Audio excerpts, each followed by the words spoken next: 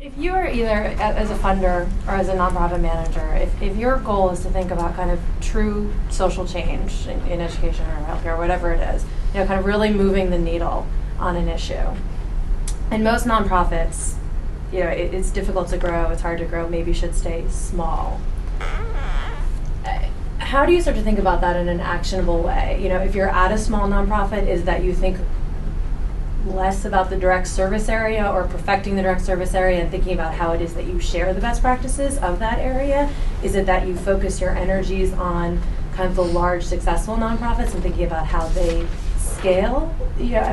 How do you think about kind of really the social impact, like getting to it? If there are a lot of small nonprofits out there, then that are perhaps not driving at that kind of core change. How we do it is, I think that we focus on our preference would be to work with large organizations that are ready to scale up in a particular area. We don't always find those, So then it's about you're working with a smaller organization. For us, it's really about the direct service, and it's focusing on quality and the number of kids that organization is working with and increasing that number. And it's hard work and it takes a long time, and there's no quick fix, so you're not going to kind of blow something up that's not ready to, and kind of expanding the impact through dissemination and sharing best practices. We think that's important, but the real change, where we look for it is with the individuals. So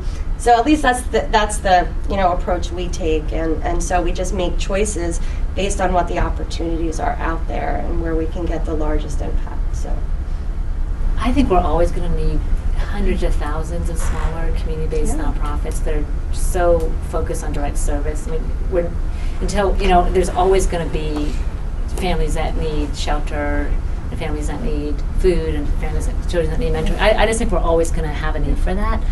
I think the question then becomes, which organization is best positioned to do what, and as individual people, when we think about our choices, where do we think we can best leverage our personal passion, what we're interested in, our talents?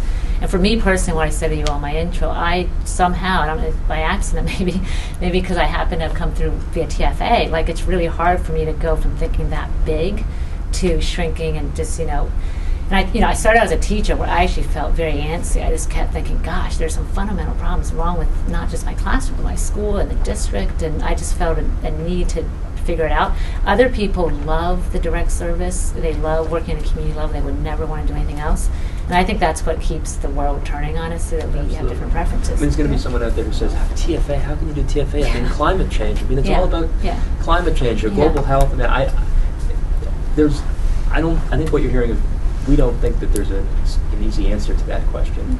Just figure out what your organizations and you're well designed to do, and at least try to do that well, and not worry too much about everything else, and try not to argue that what's good for you is what's good. Exactly. The old Martin Luther King wouldn't have gotten funded if it was a randomized control trial, right? No one would have said.